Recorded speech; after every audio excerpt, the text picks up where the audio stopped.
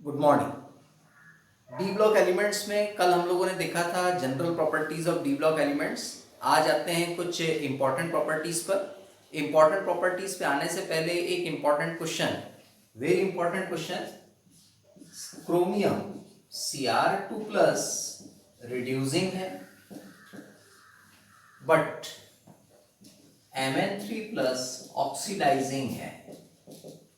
ऐसा क्वेश्चन में बोला है Cr2 plus reducing and Mn3 plus oxidising where both have same electronic configuration या both have same D4 configuration. मतलब दोनों ही आयंस के पास D4 कन्फिग्रेशन है, बट ये रिड्यूसिंग एजेंट के फॉर्म में बिहेव करता है and Mn3 plus oxidising agent के फॉर्म में बिहेव करता है। अब ऐसा क्यों करता है? तो पहले आते हैं इनके कन्फिग्रेशन पर। पहले क्रोमियम का कन्फिग्रेशन ले लें ग्राउंड स्टेट में। Chromium atomic number 24, configuration condense configuration लेते हैं Ar के relatively, then 4s1 and 3d5 होगा। हाफ फील्ड वाली सिचुएशन यहाँ पे लग गई है। 18 एंड 1 19 एंड 5 24 इस तरह से हुआ। Cr2 प्लस अब बना रहे हैं। कंसेप्ट हमारा क्लियर है। कंसेप्ट से मीनिंग ये है कि हमेशा इलेक्ट्रॉन आउटरमोस्ट शेल से निकलेगा, मतलब 4s से निकलेगा। तो हम यहाँ पर दे दें Ar, 4s 0 हो जाएगा और उसके बाद 3d4, जैसे कि यहाँ d4 बताया तो ये 3d4 आ गया। सिमिलरली ऐसे ही मैंगनीज में चले। Manganese atomic number 25, electronic configuration Ar, 4s2 and 3d5 ये होता है। एंड Mn3 प्लस का कन्फिग्रेशन लें। 3 प्लस से मीनिंग है इसमें 3 इलेक्ट्रॉन रिमूव करना है। पहले 4s से रिमूव करेंगे, it means Ar 4s0 and 3d4 ये हुआ।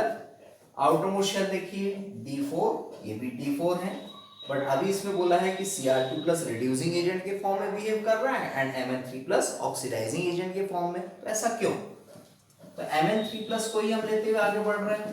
Mn3 plus actually Mn2 plus में कन्वर्ट होगा। इसका मीनिंग ये हुआ कि ये 1 इलेक्ट्रॉन गेन करता है एंड इस केस में यदि हम देखें तो प्रोसेस हमारी रिडक्शन हो रही है, बिकॉज ऑक्सीडेशन नंबर डिक्रीज हो रही, इट मींस प्रोसेस रिडक्शन। और जब प्रोसेस रिडक्शन है तो Mn3 प्लस ये एक्ट करेगा एज एन ऑक्सीडाइजिंग एजेंट। अब Mn3 प्लस Mn2 प्लस में कन्वर्ट होने के पीछे रीजन क्या है? Mn3 प्लस में जो आउटर मोस्ट ऑर्बिटल है उसका कन्फिग्रेशन देखिए कितना है, 3d4। अब जब इसने एक इलेक्ट्रॉन गेन कर लिया तो 3d में ही जाएगा, तो इसमें इलेक्ट्रॉन कितने हो जाएंगे, 3d5। एंड 3d5 आपको पता ही है कंप्लीटली हाफ फील्ड है ये, and completely half filled orbital more stable होते हैं, इसलिए Mn3 प्लस हमेशा कोशिश करेगा Mn2 प्लस में बदलने की। और जब ये Mn2 प्लस में बदलेगा तो इलेक्ट्रॉन गेन करेगा, मतलब उसका बिहेवियर ऑक्सीडाइजिंग एजेंट के फॉर्म में होगा। ये रीजन हमने इसको देना है। अब आते हैं क्रोमियम के केस में। इसमें हम क्या रीजन दें? तो जो क्रोमियम है Cr2 प्लस रिएक्शन साइन, ये अपने में से एक इलेक्ट्रॉन का लॉस करेगा, देन Cr3 प्लस में कन्वर्ट होगा, इलेक्ट्रॉन का लॉस हो गया। यहां प्रोसेस हो गई है ऑक्सीडेशन, और जब ऑक्सीडेशन प्रोसेस हुई है तो Cr2 प्लस ये वर्क करेगा एज रिड्यूसिंग एजेंट। अब कन्फिग्रेशन देखें, कन्फिग्रेशन किस तरह से है। Cr2 प्लस अभी देखा कि इसमें आउटरमोस्ट ऑर्बिटल में 3d4 4 इलेक्ट्रॉन्स हैं। जब इसमें 1 इलेक्ट्रॉन का लॉस किया तब इसका कन्फिग्रेशन 3d3 हो गया, एंड जब 3d3 हो गया तो इसको भी हम बोलते हैं कंप्लीटली हाफ फील्ड। ये भी हमारा कंप्लीटली हाफ फील्ड है। अब ये तो बड़ी अजीब बात है कि कंप्लीटली हाफ फील्ड कैसे? इसको तो मान सकते हैं हम कंप्लीटली हाफ फील्ड, बट इसको हम कैसे माने कंप्लीटली हाफ फील्ड? एक्चुअली इस चीज को क्लियर करना है तो हमको क्रिस्टल फील्ड थ्योरी पढ़नी पड़ेगी। क्रिस्टल फील्ड थ्योरी के बारे में सारा कुछ डिटेल दिया हुआ है यूनिट नंबर 9 में, नेक्स्ट चैप्टर में, बट अभी हम थोड़ा सा इसको कंफर्म कर लें। ये कुछ इस तरह से है, जैसे मान लीजिए हमने एनर्जी ली है, ये एनर्जी है, इंक्रीजिंग ऑर्डर में है, और यहाँ पर हमने डी ऑर्बिटल्स लिए हैं। डी ऑर्बिटल्स हमारे 5 होते हैं, तो 5 लाइंस हमने शो कर दी। 5 लाइंस का मीनिंग है 5 डी ऑर्बिटल्स, मतलब ये बॉक्सेस जो हैं, बॉक्सेस में शो ना करके हमने इसको लाइंस के फॉर्म में शो कर दिया। जब इस तरह का आयन किसी स्फीयर में होता है, स्फीयर से मीनिंग है टेट्राहेड्रल स्फीयर या फिर ऑक्टाहेड्रल स्फीयर। फॉर एग्जांपल जैसे मान लीजिए क्रोमियम इस तरह का कोई कॉम्प्लेक्स बनाता है CrH2O6 3+, तो इसमें क्या होता है, क्रोमियम इस H2 लिगेंड के साथ क्या होता है, कंबाइन होता है, एंड कंबाइन होने के बाद ऑक्टाहेड्रल कॉम्प्लेक्स बनाता है। तो ऑक्टाहेड्रल कॉम्प्लेक्स की सिचुएशन में इसके जो d ऑर्बिटल है ये एक्साइट हो जाते हैं और हायर एनर्जी लेवल में चले जाते हैं। मतलब पांचों जो d ऑर्बिटल है हायर एनर्जी लेवल में चले गए, एंड हायर एनर्जी लेवल में जाने के बाद इनका स्प्लिटिंग हो जाता है, मतलब ब्रेकिंग हो जाता है। ये 2 सेट में ब्रेक हो जाता है। एक सेट बनता है 3 लाइंस का और एक सेट बनता है 2 लाइंस का। 3 लाइन का सेट बनने का मतलब इसमें 3d ऑर्बिटल है, dxy, dyz and dxz। 2 line बनने का मीनिंग ये है कि इसमें 2d ऑर्बिटल है, dx² - y² एंड dz²। ये जो dxy, dyz एंड dxz है, ये जो 3 ऑर्बिटल्स हैं, इन्हें हम बोलते हैं T2g ऑर्बिटल्स। T2g ऑर्बिटल का मतलब है लोअर एनर्जी ऑर्बिटल्स, एंड ऊपर वाला जो है इसे हम बोलते हैं Eg ऑर्बिटल्स। तो यहाँ पर ये जो D3 बना है, इस D3 का मीनिंग ये है, ये लोअर एनर्जी ऑर्बिटल में ये T2g के फॉर्म में है ये, एंड T2g में इलेक्ट्रॉन कितने फिल किए गए हैं, 3 फिल किए गए हैं, एंड इसमें 3 ऑर्बिटल्स हैं। अकॉर्डिंग टू हुड्स रूल यदि हम चले, तीनों ऑर्बिटल की एनर्जी सेम है, तो हमने 1 1 1 हमने इसमें फिल कर दिया है, 1 1 1 हमने फिल कर दिया। इसका मीनिंग ये है कि ये कंप्लीटली हाफ फिल्ड है। इस तरह से आपने बताना है कि जो Cr2+ है ये कन्वर्ट होता है इजीली Cr3+ में, तभी ये वर्क करेगा एज रिड्यूसिंग एजेंट। तो ये एक हमारा बड़ा इंपॉर्टेंट क्वेश्चन है, इसको आप अच्छे से तैयार करेंगे। फिर कुछ और इंपॉर्टेंट प्रॉपर्टीज पर आते हैं डी ब्लॉक की। आज जितनी भी प्रॉपर्टीज हम देख रहे हैं डी ब्लॉक की, सारी ही इंपॉर्टेंट है, सारी एग्जाम्स में पूछी जाती हैं। अब आते हैं हम मैग्नेटिक प्रॉपर्टी पर। मैग्नेटिक प्रॉपर्टी की स्टडी भी आपने थोड़ी बहुत की थी चैप्टर नंबर 1 में, सॉलिड स्टेट में। मैग्नेटिक प्रॉपर्टीज के बेसिस पर हम सॉलिड को 5 क्लासेस में डिवाइड करते हैं। First diamagnetic, second paramagnetic, third ferromagnetic, fourth anti ferromagnetic and fifth ferrimagnetic. इस टाइप से 5 सब्सटेंसेस हैं, बट यहाँ हमको सिर्फ 2 ही पढ़ना है, मैग्नेटिक प्रॉपर्टीज। एंड 2 पढ़ने से मीनिंग मेन जो 2 है हमारी, डायमैग्नेटिक एंड पैरामैग्नेटिक, बस इसी के बारे में स्टडी करना है। डायमैग्नेटिक सब्सटेंसेस जो रहेंगे या ये बोले डी ब्लॉक एलिमेंट जो रहेंगे, इसमें सब में ही पेयर्ड इलेक्ट्रॉन्स होंगे, एंड पैरामैग्नेटिक जो होते हैं इसमें अनपेयर्ड इलेक्ट्रॉन्स होते हैं। एंड ये जो हमारे अनपेयर्ड इलेक्ट्रॉन्स हैं, इन अनपेयर्ड इलेक्ट्रॉन्स के बेसिस पर पैरामैग्नेटिक सब्सटेंस का हम मैग्नेटिक मूवमेंट कैलकुलेट कर सकते हैं, जिसे हम बोलते हैं magnetic movement. And magnetic movement के लिए फॉर्मूला √n+2 ये होता है, एंड इसकी यूनिट आती है bm। bm से मीनिंग है बोर मैग्नेटॉन, बोर मैग्नेटॉन ये, और n से मीनिंग है unpaired electrons, number of unpaired electrons.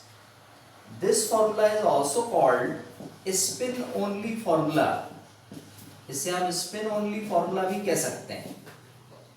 ऐसे क्वेश्चंस भी आते हैं, calculate magnetic movement of divalent ion.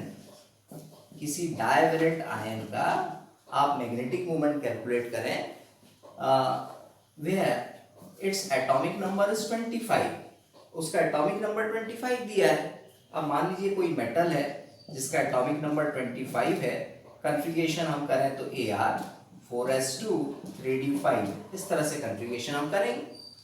डायवैलेंट का मीनिंग ये है कि इसकी 2 वैलेंसी है, 2 वैलेंसी का मीनिंग इसमें से 2 इलेक्ट्रॉन रिमूव हुए, एंड 2 इलेक्ट्रॉन रिमूव हुए हैं तो ये Mn2+ बना, सॉरी M2+ बना।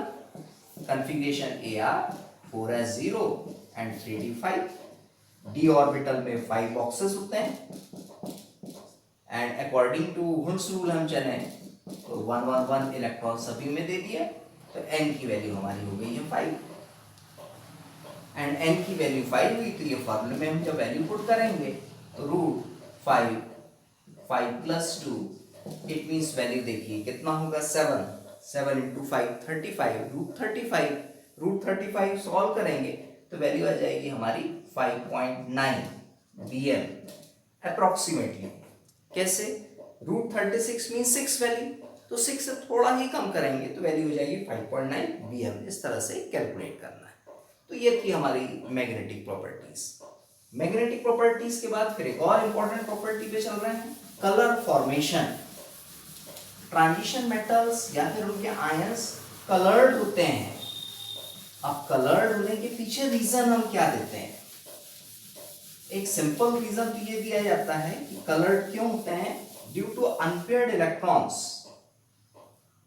Next property is coloured formation.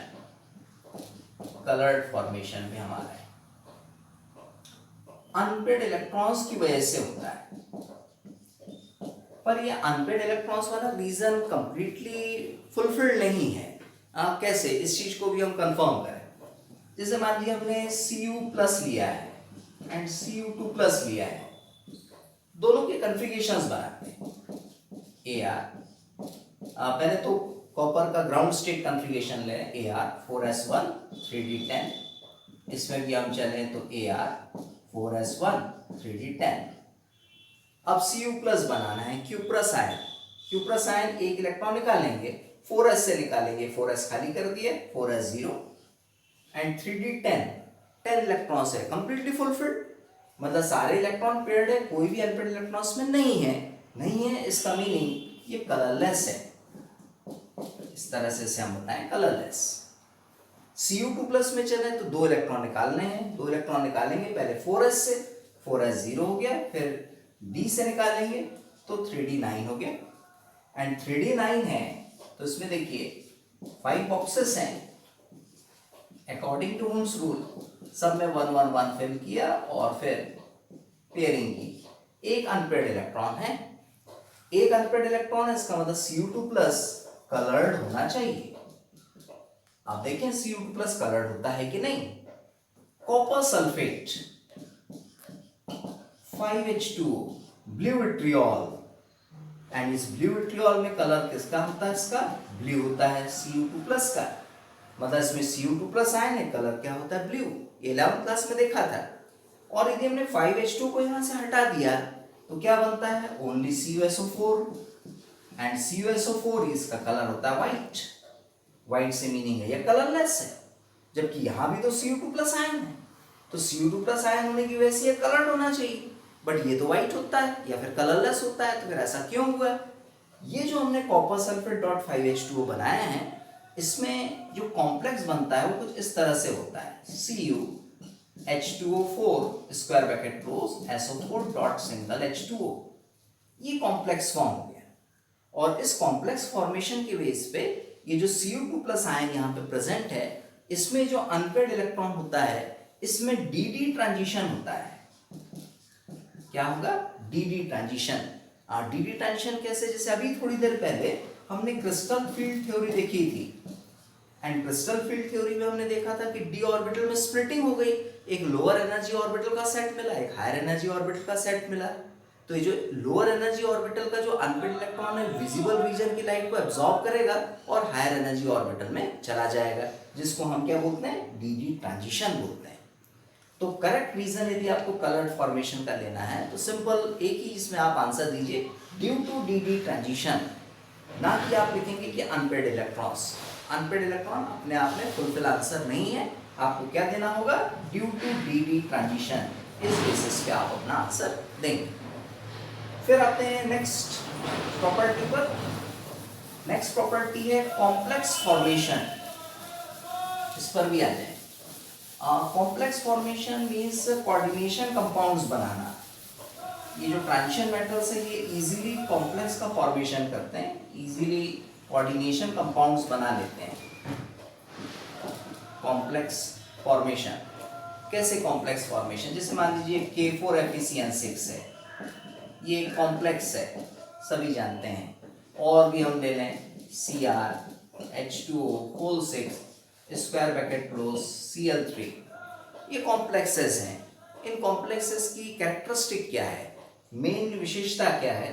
कि जो स्क्वायर ब्रैकेट है इसके अंदर सेंट्रल मेटल होती है, इस स्क्वायर ब्रैकेट के अंदर सेंट्रल मेटल होती है, और ये जो सेंट्रल मेटल है ये डी ब्लॉक एलिमेंट है।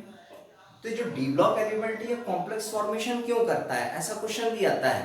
तो इसके पीछे आपको कुछ रीजन देना है। तो रीजन में हम जो फर्स्ट रीजन देते हैं ये बताते हैं very small size of ion of metal ion. जो मेटल आयन है इनके साइज जो होते हैं ये बड़े स्मॉल होते हैं, इसीलिए कॉम्प्लेक्स का फॉर्मेशन इजीली होगा, स्मॉल साइज का रहेगा, तो ये जो लिगेंड्स हैं ये उसके सराउंडेड इजीली सेट हो जाएंगे। सेकंड बताते हैं very high charges, very high ionic charges. इनके जो आयनिक चार्जेस हैं ये बहुत ज़्यादा होते हैं, बहुत ज़्यादा होने से मतलब 2+, 3+, 4+ इस तरह से होते हैं, इसलिए भी ये कॉम्प्लेक्स का फॉर्मेशन कर लेते हैं। And third important thing, vacant D orbitals. इनमें वैकेंट डी ऑर्बिटल्स आपको बहुत सारे मिलते हैं। वैकेंट डी ऑर्बिटल मिलने की वजह से ही ये जितने भी लिगेंड्स हैं, ये लिगेंड क्या काम करते हैं, लोन पेयर को डोनेट करते हैं। तो लोन पेयर को जब ये डोनेट करेंगे मेटल को, तो मेटल के पास लोन पेयर रखने की जगह होनी चाहिए। तो जगह कहाँ होती है, डी ऑर्बिटल्स में होती है, तो वहां वो लोन पेयर को गेन कर लेते हैं और बॉन्ड का फॉर्मेशन करते हैं, तभी ये कॉम्प्लेक्स बनाते हैं। फिर नेक्स्ट प्रॉपर्टी पे आते हैं। नेक्स्ट प्रॉपर्टी हमारी है catalytic property. And catalytic property में यदि हम देखें तो जितने भी कैटलिस्ट हैं जनरली, कहीं कोई एक्सेप्शंस पॉसिबल हो सकते हैं, बट जनरली जो कैटलिस्ट हम नॉर्मली दिमाग में लाते हैं, जैसे V2O5 vanadium pentoxide, MnO2 iron catalyst जो हैबर मेथड में यूज होता है, प्लेटिनम हो गया है, पैलेडियम हो गया है, निकेल हो गया है, ये जितने भी हम कैटलिस्ट लेते हैं जनरली ये सारे ही हमारे ट्रांजिशन मेटल्स होते हैं। इसका मीनिंग ये हुआ कि जो ट्रांजिशन मेटल्स हैं, transition metals are good catalyst, ये गुड कैटलिस्ट होते हैं फॉर ट्रांजिशन मेटल्स। अब गुड कैटलिस्ट होने के पीछे भी रीजन है।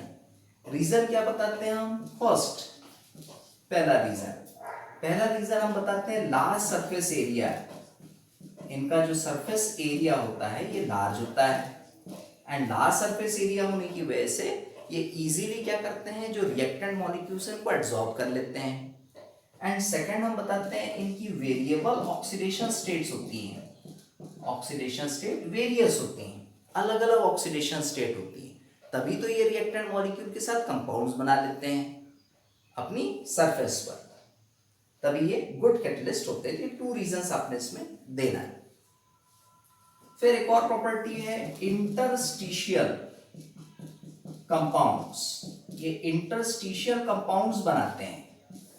अब देखिए इंटरस्टिशियल कंपाउंड से मीनिंग क्या है, जो सॉलिड्स होते हैं, सॉलिड्स में इंटरस्टिशियल वॉइड्स होते हैं, ये हमने पढ़ा था यूनिट नंबर 1 में। एंड वो जो इंटरस्टिशियल वॉइड्स है उसमें small atoms like carbon, hydrogen, nitrogen etcetera ये वहां पे सेट हो जाते हैं, तभी तो एक कंपाउंड बनाता है TiC टाइटेनियम कार्बाइड। एक और बनाता है वेनेडियम हाइड्राइड, ये हमारा नॉन स्टोइचोमेट्रिक कंपाउंड है। तो ये जो हाइड्रोजन है, ये जो कार्बन है, ये वेनेडियम और टाइटेनियम के इंटरस्टिशियल वॉइड्स में सेट हो जाते हैं और कंपाउंड का फॉर्मेशन करते हैं, जिन्हें हम बोलेंगे इंटरस्टिशियल कंपाउंड्स।